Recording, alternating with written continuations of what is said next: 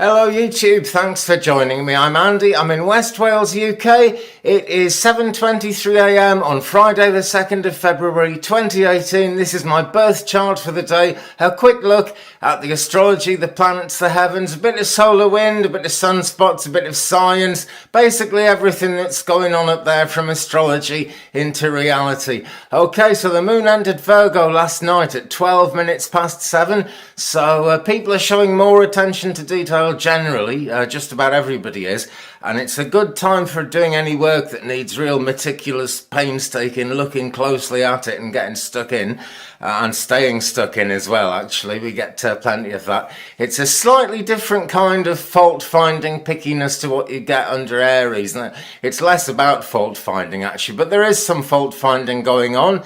In the body you may become aware of things around the bowels and the abdomen. That part of the body is what Virgo really gets stuck into. So we've got a Virgo moon as we speak. She's 95.7% full, waning gibbous now, coming down off the big full moon we had on the 31st of January, and all the energy is calming down as well. It's becoming it's time to breathe, basically, and breathe. You know, you can have a good breathe about this. Just relax a bit, because things are not too manic up in the heavens at the moment after that big burst of energy. But that second supermoon in a month, I mean, that's really remarkable to have two supermoons in a month. It's remarkable to have two full moons in a month, but two supermoons, wow. Really incredible, and a huge amount of energy. However, things do calm down. You know, things reach a peak and they calm down a bit, and the cycle is going on, so it will build up again. But right now the moon is waning. It's a time to be looking at removing obstacles, clearing obstacles out of your path that may get in the way of the plans that you've got in your mind. The plans feel sort of, whether it's a New Year's resolution or just this was the year you were going to do this, and we're in 2018, we're in February now, things are moving, best not to stand still, but the forward moving energy really has to come from you, and if that's not there, it won't really get anywhere. An example, right, a lot of people now are making YouTube videos, and I suppose I'm one of them, you know, hoping that people will watch them. So I'm drinking Earl Grey tea as well. And there are all kinds of things that people can do to kind of growth hack their channel and get more views and things like that. But if you do all that, and you haven't actually got anything to say at the end of it, then no amount of growth hacking will ever make your channel take off. That's just a YouTube example, an internet example, if you will. Basically, it's the same as it was when everyone was doing their first website. You can have the best website in the world. If the content isn't up to much, it's not going anywhere. So think about that. Think about, what are you actually putting into all these things that you're trying to manifest? Quite important. If you're not a spiritual manifester, please excuse me, but I know lots of them. So the moon today is opposite Neptune. Well, as we go into today anyway. This transit brings uncertainty and confusion. Now I can well imagine why, actually, because Neptune, the ruling planet of Pisces, is very much involved with anything psychic, things to do with intuition, intuitive people, just, you know, sometimes you just know something. That is heightened today. That is really heightened because the moon is opposite Neptune. Feelings tend to run high. Boundaries are ill-defined. This isn't Ryan Taylor's fault at the moment. Okay, this is actually the astrology of the day. So it's a time of changed perceptions. Misunderstandings are really easy to come to today. So try and be honest and to the point in all your dealings with people. That's the best way to get forward and actually make the best of today. In the biodynamic cycle, it is a root day under a Virgo moon. It's a time of sure-footedness, you know. It's actually very similar to Capricorn in that sense. It's a matter of whatever you do, kind of dig your roots in so that you can't be knocked down later on by whatever's coming up. Try and plan ahead. Try and think of what's going on a biodynamic root day and be ready for it, basically. Let's take a look at spaceweather.com. I forgot this yesterday. I'm very sorry. There wasn't anything much happening. There was a minor G1 class geomagnetic storm, so very naughty. I should have told you, but I didn't, because I didn't drink enough Earl Grey tea. Which is lovely. It's the elixir of life. If you've never had black Earl Grey tea, you have not experienced a nice drink, believe me.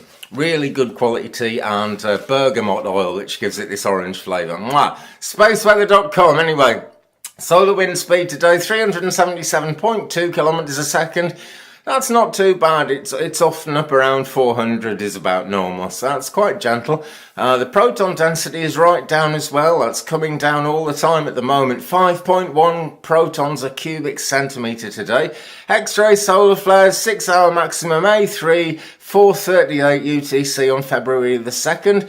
24-hour A3, 4:38 UTC, also on February the 2nd. There's an explanation there. One day I'm going to read it and I'm going to know what that means, but I promise to give out all this information, so I do. There is a certain amount of wind coming at the moment from a coronal hole, which is still on, there's been one on the face of the sun for a long time, and solar wind coming from that. It's a northern hole in the sun's atmosphere, and that means it's called a polar crown coronal hole. The solar wind blowing from that could brush against the Earth's magnetic field in quite a big way on February the 4th. That's only going to cause minor geomagnetic storms if it does, but if you're into sky watching, look out and see what's going on. I'm afraid that's not a great one to do in the United Kingdom. We missed seeing the big eclipse and everything the other day as well. But that's life. If you're in a part of the world where you can see that, good luck to you, and get out and look at it, because it's all happening, and it's not always happening all the time, but it's happening at the moment. Great stuff. So that's spaceweather.com. Now then, what else was I going to go on and on and on about today? There was definitely something. Well, not a great deal I can say, but I do want to talk a little bit about the planet Chiron, and I don't know why, it's just popped into my mind. But Chiron is in Pisces at the moment, been there since December the 4th last year, and so the sign most associated with that is actually Aries. Now, it's not an Aries, it's a Virgo moon today, but there are things to do with Aries that are popping up. Not least, my alarm clock's just gone off. I'm sorry about that, but I fixed it. Chiron moving again on April the 17th, 20th. What am I saying? Right. Chiron in Pisces, December the 4th, 27. Chiron is moving on April the 17th, 2018 at 8:07 a.m. GMT UTC, because all my times are UK, into the sign of Aries. So that is Chiron on the move. More about that another day, because I had it up I had it all up on the screen and it's gone confusing. I tried writing all these down the other day and I found that even more confusing. What can you do? I'll tell you what you can do. Get hold of this ephemeris, I'm always saying it, or get hold of an ephemeris. Start writing things down and you will begin to understand the way astrology is going to affect you going forward. I'm not trying to get you to sort of depend on these things that I do. I'm not trying to get you to depend on any kind of spiritual practice or anything like that. But it's good to know these things. It's good to know the way we're being taken. The story is forever unfolding. So if you get an ephemeris and you start looking at the online charts and stuff as well, and get a pen and paper, just about the best thing you can have for learning anything, and write stuff down, it passes through the brain in a different way and it gets things done better. And that mental engagement with things is a really important thing, particularly with the moon opposite Neptune. The psychic senses, the intuition, everything like that is much heightened, and that's really why you want to engage your everyday senses with these spiritual cosmic things that you're interested in and want to learn about. If you do that today, the chances are you will have a good bit of progress and get forward nicely. Right, well, I can never get enough Earl Grey, and I'm going to have some more now while I edit this and upload it to YouTube. So thanks very much for watching. If you haven't liked if you haven't subscribed yet, don't forget to subscribe. Hit that like button, and if you can share me around the internet, that also would be a wonderful thing. Keep watching the Twig Brother channel. There's more stuff coming up today, videos coming all the time. Great, I look forward to seeing you tomorrow. Thanks for joining me, my friends. Have a very, very good I don't remember what day it is at this time in the morning. Have a very good Friday, the 2nd of February 2018. I look forward to seeing you tomorrow, internet permitting. Bye-bye.